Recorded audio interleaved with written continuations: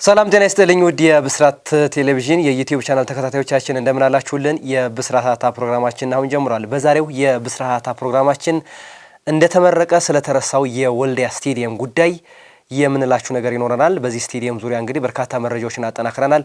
በዛሬው ቆይታችን ታዲያ ይህንን ጉዳይ እያነሳን ከእናንተ ጋር ቆይታ እናደርጋለን። ፕሮግራሙን አዘጋጅቶ ወደ እናንተ በማድረሱ እኔ አንተነህ ታረቀ ከመላው የስቱዲዮ ባለሙያዎች ጋር በጋራ ሆነን አብረናችሁ ቆይታ እናደርጋለን። እስከ ፕሮግራማችን ፍጻሜ ድረስ አብራችሁን ቆዩ።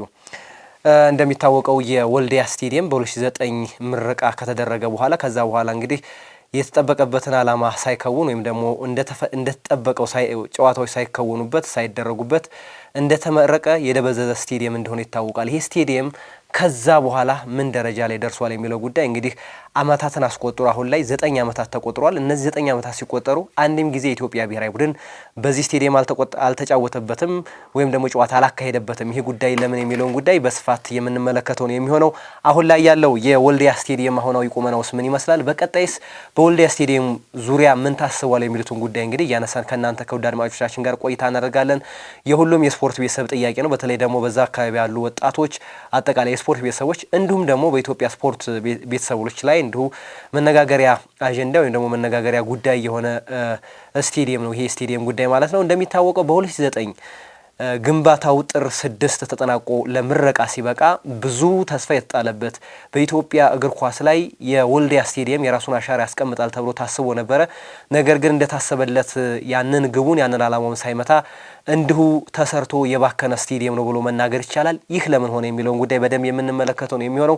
እንግዲህ 2009 ከተሰራ በኋላ ተሰርቶ ከተመረቀ በኋላ 9 ዲፍን ዓመታት ተቆጥረዋል። ይህ 9 ዲፍን ዓመታት ሲቆጠር ታዲያ ምን ሆኖ ነው የኢትዮጵያ ብሔራዊ ቡድን ያልተጫወተበት የሚሉትን ጉዳይም በቆይታችን መልስ የምንሰጥባቸው ጉዳዮች ናቸው የሚሆኑት። እንግዲህ ከወልዲያ ስቴዲየም ስራ አስኪያጁ ማለት ነው ከስራ አስኪያጁ ጋር እሳቸው ጋር ቆይታ አድርገናል። ከእሳቸው ጋር ቆይታ ያደረግንበትን ጉዳይም እንዲሁ የምናጋራችሁ ይሆናል። ዙሮ ዙሮ ያልተሰሙ አዳዲስ መረጃዎችን ከእናንተ ከውድ አድማጮቻችን ጋር እያነሳሳን ቆይታ የምናደርግ ነው የሚሆነው። እንግዲህ ቀደም ብዬ እንዳነሳሁት የወልዲያ ስቴዲየም እንግዲህ 4 አመታትን ነው የፈጀው ለግንባታ ማለት ነው። በ2009 ግንባታው ተጠናቀቀ። ጥር 6 እንደተመረቀ የሚታወስ ነው። ከዛ በኋላ ግን የወልዲያ ስቴዲየም እንደተመረቀ ነው የተረሳው። በሚገርም ሁኔታ በምስራቅ አፍሪካም በኢትዮጵያም የመጀመሪያው ጣራ ያለው ስቴዲየም የወልዲያ ስቴዲየም ነበረ በወቅቱ ማለት ነው። እንግዲህ 25000 ወንበር አለው። 25000 በወንበር ያስተናግዳል ማለት ነው። ወይም ደግሞ 25000 ተመልካች በወንበር ይይዛል ማለት ነው የስቴዲየም። ነገር ግን 25000 ይዞ አጠቃላይ ኢንተርናሽናል ስቴዲየም ነው የሼክ መሐመድ አሊ አላሙዲን ኢንተርናሽናል ስቴዲየም ማለት ነው። እንግዲህ ግን ያ የሆነው ስቴዲየም አንድም ቀን የኢትዮጵያ ብሔራዊ ቡድን ሳያጫውት እንዲሁ እንደተመረቀ ደብዛው የጠፋ የት ነው ያለው እስኪባል ድረስ ድምጥማጡ ጠፍቶ የቀረ ስቴዲየም ነው። ስለዚህ ይሄ ለምን ሆነ የሚለውን ጉዳይ በደንብ ዛሬ የምንመለከተው ጉዳይ ነው የሚሆነው ማለት ነው። እንግዲህ እንደሚታወቀው የወልዲያ ስቴዲየም ከ2009 ከተመረቀ በኋላ እንግዲህ በአንድም በሌላም በክልሉ በነበረው አለመረጋጋት በሰላም እጦት ምክንያት እጅጉን ውድመት ደርሶበታል። ከዛ በፊት የኢትዮጵያ ብሔራዊ ቡድን ለምን ጨዋታዎች አይደረጉበትም የሚሉ ነገሮች ነበሩ። ምክንያቱም የካፍንም የፊፋንም መስፈርት አሟልቶ የተገነባ ነው። የመረብ ኳስ ሜዳ ያለው፣ ቴንስ አለው፣ መዋኛ ገንዳ አለው፣ እንዲሁም ደግሞ የእጅ ኳስ አለው። ብዙ የኢንተርናሽናል ደረጃዎችን ያሟላ አጠቃላይ ኮምፕሌክስ ስቴዲየም ነው። የእግር ኳስ መጫወቻ ብቻ ሳይሆን አጠቃላይ የመሮጫ መብም የዓለም አቀፍ የመሮጫ መብት ወይም ደግሞ ትራክ ያለው ስቴዲየም ነው። እነዚህን ሁሉ አሟልቶ የተገነባ ስቴዲየም ነው። ይህ ስቴዲየም ግን ይህንን ሁሉ ነገር ተደርጎበት ለምን ጨዋታዎችን አልተከወኑበትም የሚል ሀሳብ በተመሳሳይ ይነሳ ነበረ። የመጀመሪያው እንደ ምክንያት ሲነሳ የነበረው የወልዲያ ስቴዲየም የኢትዮጵያ ብሔራዊ ቡድን ጨዋታ እንዳይጫወቱበት የተደረገበት ምክንያት የአውሮፕላን ማረፊያ ስለሌለው ነው የሚል ሀሳብን በተደጋጋሚ ይነሳ ነበር። ነገር ግን ለዚህ መፍትሄ የሚሆኑ ነገሮችን በወቅቱ መያዝ ወይም ደግሞ በዛ ሁኔታ እንደ መፍትሄ የሚቀርቡ ሀሳቦችን ማንሳት ይቻል ነበረ። የላሊበላ ኤርፖርት አለ፣ እንዲሁም ደግሞ የኮምቦልቻ ኤርፖርት አለ። ስለዚህ ካፍ ወይም ደግሞ ፊፋ የተወሰኑ ኪሎ ሜትሮችን እስከ 150 ኪሎ ሜትሮችን የሚፈቅድበት እድል ይኖራል። ስለዚህ ከወልዲያ ኮምቦልቻ ወይም ደግሞ ከወልዲያ ላሊበላ ያን ያክል ኪሎ ሜትር የማይፈጁ ስለሆኑ ስለዚህ ተጫዋቾች ወይም ደግሞ የሚመጡ የብሔራዊ ቡድናችን ተጋጣሚዎች እዛ አርፈው ወደዛ የሚሄዱበትን አጋጣሚ የሚፈጥሩ ነበር። በከተማዋ ደረጃውን የጠበቀ ሆቴል አለመኖሩ የሚሉ ጉዳዮች በተደጋጋሚ ይነሱ ነበር። ይህ እያለ ነው እንግዲህ በክልሉ በነበረው ወይም ደግሞ በዛ አካባቢ በተነሳው ግጭት ምክንያት የበለጠ ደግሞ ውድመት የደረሰበት ማለት ነው። እንግዲህ አሁን ላይ ስቴዲየሙ በእጅጉ የተጎዳ ስቴዲየም ሆኗል። እነዚህ የተጠቀሱት የኢንተርናሽናል ደረጃን ያሟሉት የመሙ የመቀመጫው ትራኩ አጠቃላይ ፓውዛው ሁሉ ነገሮቹ ውድመት ደርሶባቸዋል። እንግዲህ የወላለቀ ስቴዲየም ነው እየተመለከትን ያለነው። አሁን ላይ ሙሉ ለሙሉ ከጥቅም ውጭ ሆኗል ብሎ መናገር ይቻላል። ወይም ደግሞ ጣራው ብቻ ነው ያለው። ጣራው ብዙ ጉዳት አልደረሰበትም። ወንበሮቹ ጉዳት ደርሰውበታል። እንዲሁ ደግሞ በተለይ ደግሞ የመጫወቻ ሜዳው ሙሉ ለሙሉ ከጥቅም ውጭ የሆነበትን ሁኔታን በደንብ ተመልክተናል ማለት ነው። አሁን ላይም እንግዲህ ለታለመለት ዓላማ ሳይሆን እየዋለ ያለው እንግዲህ ለሌሎች በተጓዳይ ለሌሎች አገልግሎቶች እየዋለ እንዳለ ነው እንግዲህ እየተነገረ ያለው ማለት ነው። እንግዲህ በመጀመሪያ የተዳደረ የነበረው ይህ ስቴዲየም በዛው በወልዲያ ከተማ ኢንተርፕራይዝ ነበር የተዳደረ ያለው። ምክንያቱም ስቴዲየሙ ገቢ አመንጭቶ ከዛ በኋላ በሚያመነጨው ገቢ ከተማዋን ለመጥቀም በማሰብ እንግዲህ ከ71 በላይ ሰራተኞች በስሩ አቅፎ በኢንተርፕራይዝ ይተዳደር ነበረ። ከዛ በኋላ እንግዲህ አሁን ቀደም ብዬ እንዳነሳሁት በዛ በተፈጠረው ግጭት ምክንያት ይህን ነገር ማድረግ አልተቻለም። ስለዚህ ከወልዲያ ከተማ አቅም በላይ ሆኗል ስቴዲየሙን ለማስተዳደር ማለት ነው። ከዛ በኋላ እንግዲህ የከተማው አስተዳደር በወሰነው ውሳኔ መሰረት ክልሉ ስቴዲየሙን እንዲረከበው በማድረግ ክልሉ ስቴዲየሙን ተረክቦ ክትትልና ቁጥጥር እንዲያደርግበት በሚል እንግዲህ የክልሉ ባህልና ስፖርት ማለት ነው እንግዲህ በእነሱ ክትትልና ቁጥጥር ስር ገብቶ ስቴዲየሙ አስፈላጊውን ነገር እንዲደረግለት በማሰብ እንግዲህ በእነሱ ቁጥጥር ስር እንዲገባ ወይም ደግሞ አሳልፎ ሰጥቷል ማለት ነው። እንግዲህ እነዚህ 71 ሰራተኞች ደሞዝ ያስፈልጋቸዋል።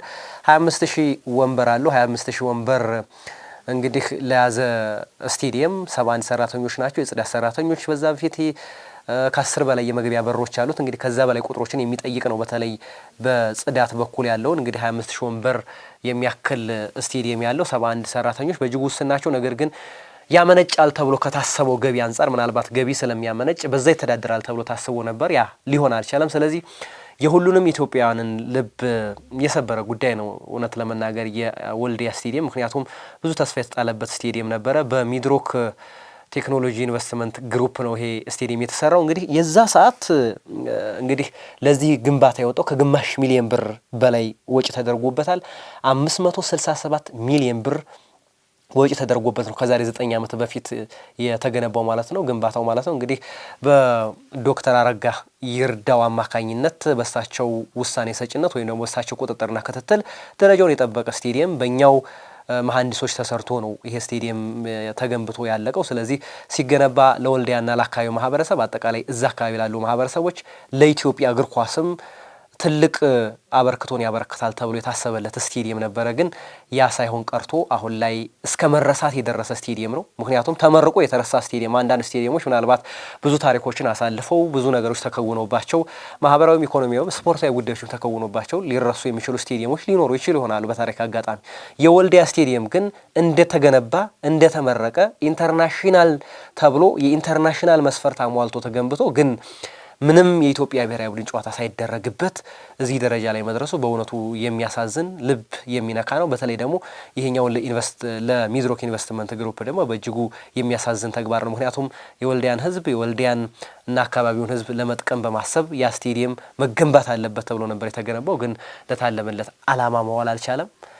ሚድሮክ ኢንቨስትመንት ግሩፕም ያንን ስቴዲየም ገንብቶ ለህብረተሰቡ ካስረከበው በኋላ ያንን የሚፈልገውን ያክል አገልግሎት ባለመስጠቱ ህብረተሰቡ ማግኘት የነበረበትን ጥቅም ማግኘት አልቻለም ማለት ነው። ስለዚህ ይሄ በእጅጉ የሚያሳዝን ሁኔታ ነው። ስለዚህ አሁን ያለበት የስቴዲየሙ አሁናዊ ቁመና ይህንን ይመስላል። በተለይ ደግሞ በጥቅሉ የወደሙ ነገሮቹ ይበዙታል። ስለዚህ እድሳት በአፋጣኝ ካልተደረገለት አሁንም በዛ ባለው የአለመረጋጋት በሰላም ሁኔታም በእጅጉ ብዙ የሚያስፈሩ ነገሮች አሉት በስቴዲየሙ ዙሪያ የሚደረጉ ነገሮች ማለት ነው። ስለዚህ አሁን ላይ ስቴዲየሙ ያለበት ሁኔታ እንደገና እድሳት የሚያስፈልገው እንግዲህ ከስራ አስኪያጁ ጋር በነበረኝ ቆይታም እንግዲህ አቶ ይመር አበባው ይባላሉ የወልዲያ ወይም ደግሞ የሼክ መሐመድ አሊ አላሙዲን ኢንተርናሽናል ስቴዲየም ዋና ስራ አስኪያጅ ናቸው። ስለዚህ እሳቸው በቆይታቸው ያነሱት እንግዲህ በተለይ ፓውዛን በተመለከተ፣ ወንበሮችን በተመለከተ፣ ሜዳን በተመለከተ፣ ትራኩን በተመለከተ፣ መልበሻ ክፍሎችን በተመለከተ እንዲሁም ደግሞ የቪአይፒ ሩሞችን፣ የሚዲያ ትሪቡኖችን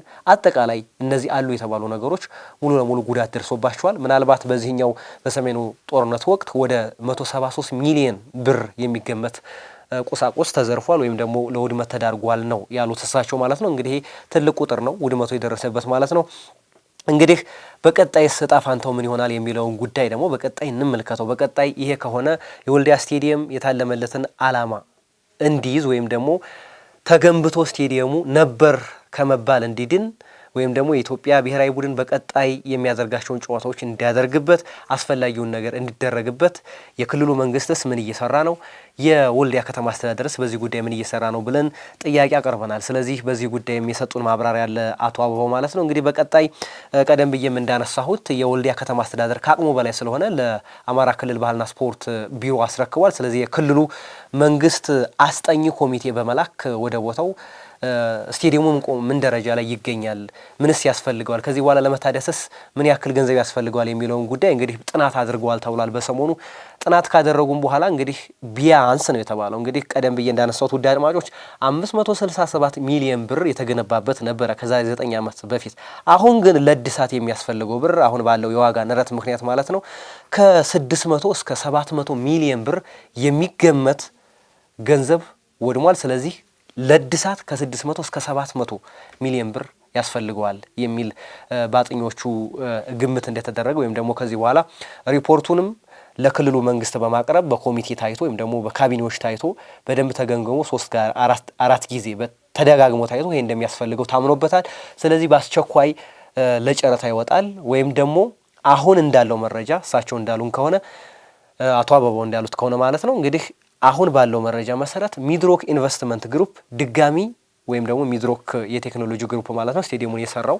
ስለዚህ ድጋሚ ስቴዲየሙን ሊረከብበት የሚችለው እድል የሰፋ ነው ተብሏል። ምክንያቱም የሚያውቁት እነሱ ናቸው፣ የሰሩት ስቴዲየሙን እነሱ ስለሆኑ። ስለዚህ የሚያስፈልገው ምንድነው እድሳቱስ ምንድን ያስፈልገዋል የሚለውን ጉዳይ እቃዎቹንም አጠቃላይ ያለውን ሁሉ የሚያውቁት እነሱ ስለሆኑ ስለዚህ ያንን ነገር ለማድረግ የሚድሮክ ግሩፕ ድጋሚ ስቴዲየሙን ግንባታ ሊይዘው ይችላል የሚል ሀሳብ መጥቷል። ያ ካልሆነ ግን በአስቸኳይ ጨረታዎች እንደሚወጡ በቀጣይ ደግሞ ጨረታዎች ከወጡ በኋላ እንግዲህ ወደ ስራ እንደሚገባ በክልሉ መንግስት ታምኖበታል። ስለዚህ ልክ እንደ ባህር ዳር ኢንተርናሽናል ስቴዲየም ሁሉ የክልሉ መንግስት በቁርጠኝነት የወልዲያ ስቴዲየምንም ለማሰራት ቁርጠኛ ነው እየተባለ ነው የሚገኘው። ይሄ ከሆነ እንግዲህ በቀጣይ የሚደረጉትን በተለይ ደግሞ ሀገራችን ኢትዮጵያ የ2028ቱን የአፍሪካ ዋንጫ የምታዘጋጅ ከሆነ አልያም ደግሞ በቀጣይ የሚደረጉትንም ምናልባት 2028 ባናገኝ 2032ን ብናገኝ ስለዚህ በቀጣይ የሚደረጉትን የኢንተርናሽናል ጨዋታዎች የወልዲያ ስቴዲየም አንድ አካል ሆኖ እነዚህን ጨዋታዎች እንዲያስተናግድ በማሰብ የወልዲያ ከተማ አስተዳደርም አጠቃላይ የክልሉ መንግስትም በደንብ እየመከረበት እንዳለ ተነግሯል። ይሄ እንግዲህ ለአጠቃላይ ለእግር ኳስ ቤተሰቡም በተለይም ደግሞ ያ የዋህ ገበሬ መሬቱን ለመቻሪ ሜዳ ላይ ያለውን መሬቱን ለዚህ ስቴዲየም ይውል ዘንድ ሳያቅማማ የሰጠው ገበሬ ስለዚህ ልፋቱን ፍሬ ሳይበላ ወይም ደግሞ ማግኘት ያለበትን ነገር ሳያገኝ በአጭሩ እንደተቀጨ ይታወሳል። ስለዚህ ይህንን ነገር ለማስቀረት ወይም ደግሞ የታለመለትን ዓላማ እንዲውል ስቴዲየሙ ለማድረግ አሁን የክልሉ መንግስት እየሄደበት ያለው አጠቃላይ ከተማ አስተዳደሩም እየሄደበት ያለው ነገር ይበል የማሰኝ ነው። ስለዚህ እንደዚህ የሚሆን ከሆነ የወልዲያ ስቴዲየምን የተረሳው ያ ግዙፉ ስቴዲየም ያ ቅንጡ ስቴዲየም ያ በኢትዮጵያ ለመጀመሪያ ጊዜ ጣራ ያለው ስቴዲየም ተብሎ የተነገረለት ስቴዲየም በቀጣይ ኢንተርናሽናል ጨዋታዎችን ለማካሄድ ዝግጁ የማይሆንበት ምንም ነገር የለው። ምክንያቱም ስቴዲየሙ ጥንቅቅ ተደርጎ የተሰራ ኢንተርናሽናል ስቴዲየም ስለዚህ አሁን የተባሉት እነዚህ የወላለቁት ነገሮች ወይም ጉዳት የደረሰባቸው ነገሮች ከተስተካከሉለት የወልዲያ ስቴዲየም ዳግም ኢንተርናሽናል ጨዋታዎችን ወይም ደግሞ ለመጀመሪያ ጊዜ ኢንተርናሽናል ጨዋታዎችን የሚያደርግበት እድል በእጅጉ የሰፋ እንደሚሆን ከዚሁ መናገር ይቻላል ማለት ነው። ስለዚህ የወልዲያ ስቴዲየም የብዙሃኑ የስፖርት ቤተሰብ ጥያቄ ነው። ለምን ተዘነጋ? ለምን ዝም ተባለ? በተለይ ደግሞ የወልዲያና አካባቢው ወጣቶቹ ለምን ተዘነጋ የሚለው ነገር በእጅጉ የሚያሳስባቸው ጉዳይ ስለሆነ በተደጋጋሚ እየጠየቁ ነው የሚገኙት። አሁን ግን ጥያቄያቸው ምላሽ የሚያገኝበት ጫፍ ላይ ደርሷል ማለት ነው። ምናልባት በቀጣይ ዓመታት የወልዲያ እግር ኳስ ክለብም ወደ ከፍተኛ ሊግ ይመለሳል የሚል ሀሳብን እየተነሳ ነው የሚገኘው። አሁን ላይ ባለው በአካባቢ ባለው የሰላም እጦት ምክንያት ምናልባት ክለቡን ወደ ጨዋታ ለማስገባት ወይም ደግሞ ወደ ውድድር ለማስገባት የበጀት እጥረት ስላለባቸው አሁን ላይ አቆይተውታል። ስለዚህ በቀጣይ የሚመለስበት እድል ስለሚኖር በቀጣይም የከፍተኛ ሊግ ጨዋታዎችም ወልዲያ ስቴዲየም ላይ የሚደረጉበት እድልም ሰፊ ነው። ስለዚህ ወልዲያ ስቴዲየም ላይ አሁን ላይ ያለው አሁናዊ ሁኔታ ይህ ነው። ስለዚህ ዋናው ጉዳይ ግን የወልዲያ ስቴዲየም 567 ሚሊዮን ብር ተቆጥሮበት ነው ፈሰስ ተደርጎበት ተገነባ። ከ9 ዓመታት በኋላ ድጋሚ እጥፍ ብር ጠይቆ ወይም ደግሞ ከ600 እስከ 700 ሚሊዮን ብር ወጥቶበት ለእድሳት ጠይቋል። ስለዚህ ይህን እድሳት የክልሉ መንግስት ከቨር ለማድረግ በኮሚቴ ተወያይቶ እንግዲህ አቅጣጫ እያስቀመጠ ነው የሚገኘው። በቀጣይ ቀናቶች ወይም ደግሞ በቀጣይ 2-3 ወራቶች ጨረታው እንደሚወጣ አሊያም ደግሞ ለሚድሮክ ቴክኖሎጂ ግሩፕ እንደሚሰጥ ያገኘነው መረጃ ያመላክታል። ስለዚህ የወልዲያ ስቴዲየም ጉዳይ ዝም የተባለው ጉዳይ እንግዲህ መረጃዎችን አጣርተን እኛም ይህን ስቴዲየም ዝም ለምን ተባለ፣ ምክንያቱም የሀገር ሀብት ነው፣ የሀገር ገንዘብ ነው፣ ለታለመለት ዓላማ መዋል አለበት በሚለው ጉዳይ ላይ እንግዲህ እኛም የበኩላችንን ለማድረግ ሞክረናል። ስለዚህ በቀጣይም አዳዲስ ጉዳዮችን በወልዲያ ስቴዲየም ዙሪያ ያሉ አዳዲስ ጉዳዮችንም እያነሳን ለእናንተ ለውድ አድማጮቻችን የምናካፍላችሁ ነው የሚሆነው።